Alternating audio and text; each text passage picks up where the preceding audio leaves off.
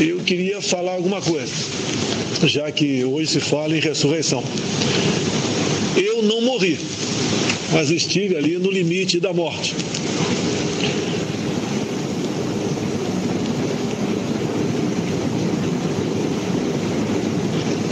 Naquele dia 6 de setembro de 2018, os últimos momentos que eu tive noção que estava acontecendo,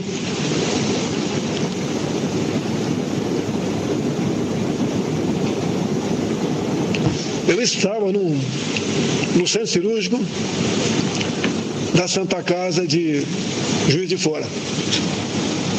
E eu via que tinha muita gente do meu lado de branco. E em dado momento, as últimas palavras que eu ouvi foi que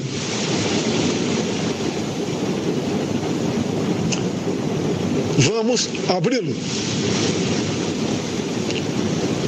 Essas palavras talvez tenham vindo do médico Dr. Borsato, que de vez em quando eu converso com ele, mas não perguntei se foi ele que me disse isso. Eu me lembro no dia seguinte, dia 7 de setembro. Eu acordei, estava sendo colocado dentro de um avião UTI.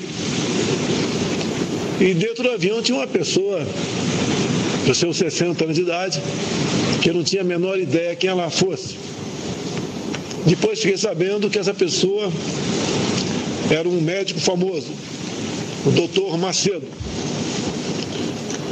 Tenho certeza que, por Deus, pelas mãos desses médicos de Juiz de Fora e do Hospital Albert Einstein, eu fui salvo. Bem como pelas orações de milhões de pessoas que me acompanharam nas semanas vindouras. Eu acho que todos nós temos uma história aqui na Terra.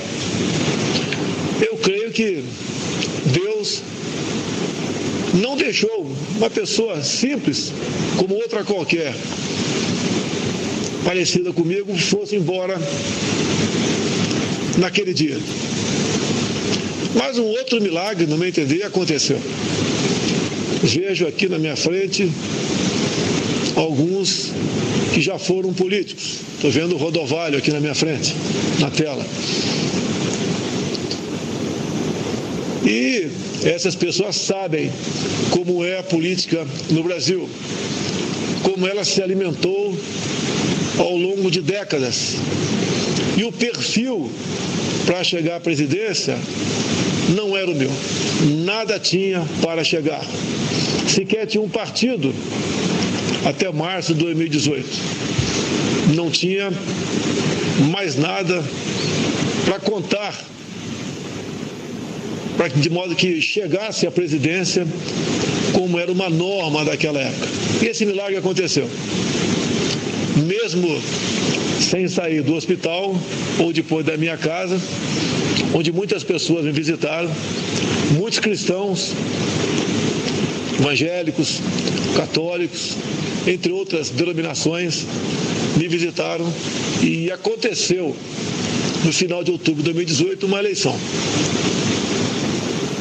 E confesso, comecei a trabalhar 4 anos antes, sozinho, andando pelo Brasil.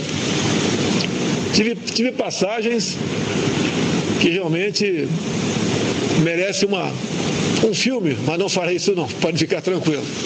Como, por exemplo, a minha passagem por Manacapuru, chegando sozinho naquela cidade onde umas 200 pessoas me esperavam no porto.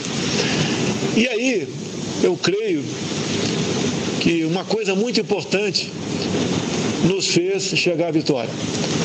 É o João 8,32, sempre levando a verdade para essas pessoas. Eu nunca discursei, me dirigi para falar o que o povo queria ouvir. E sempre falei o que o povo tinha que escutar. E tem mais uma passagem também, para não demorar muito aqui. Como é que apareceu o Brasil acima de tudo, Deus acima de todos? O Brasil acima de tudo é usado no meio militar, até o cumprimento entre um militar e outro. Um grita Brasil, outro fala acima de tudo. Pela primeira vez, o Deus acima de todos, você pode procurar na internet, estava vendo um evento em frente ao Congresso Nacional. Tinham vários parlamentares presentes. Isso tem uns 6 anos aproximadamente.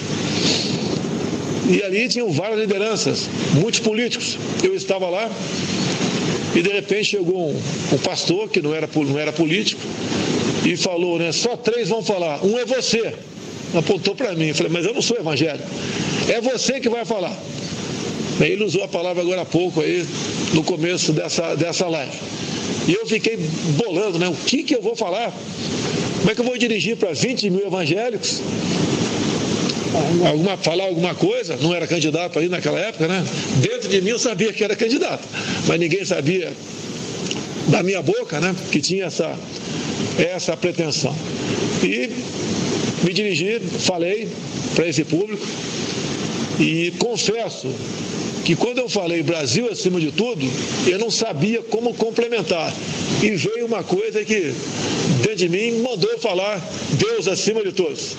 Pode ter certeza que isso, bem como os valores que nós defendemos, tão desgastados ao longo dos últimos anos, em especial os familiares, o desrespeito pregado e imposto contra nossos filhos em sala de aula,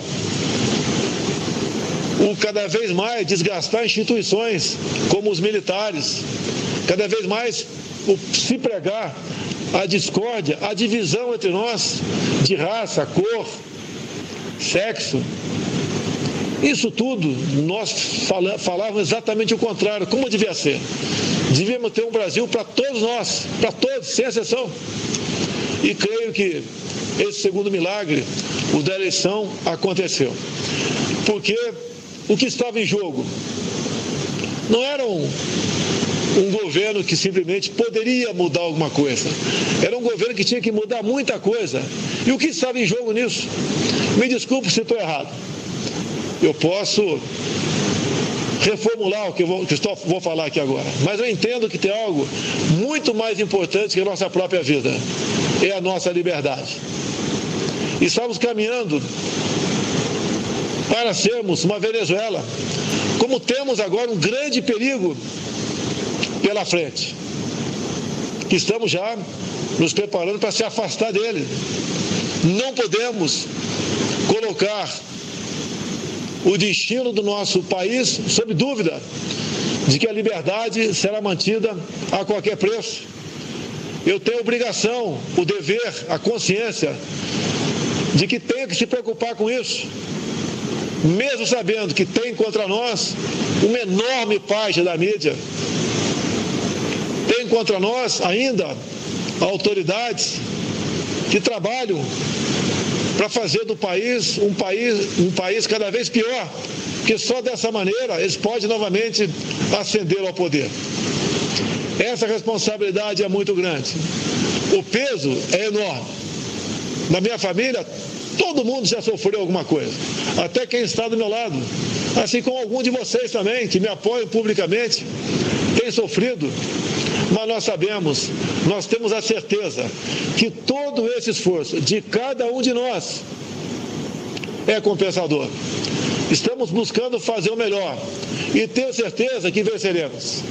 A responsabilidade é muito grande, a cruz é muito pesada, mas com milhões de pessoas ao meu lado, que têm um coração verde e amarelo, que creem em Deus e que acreditam no seu país, com essas pessoas nós poderemos vencer esse obstáculo. Veio agora esse vírus.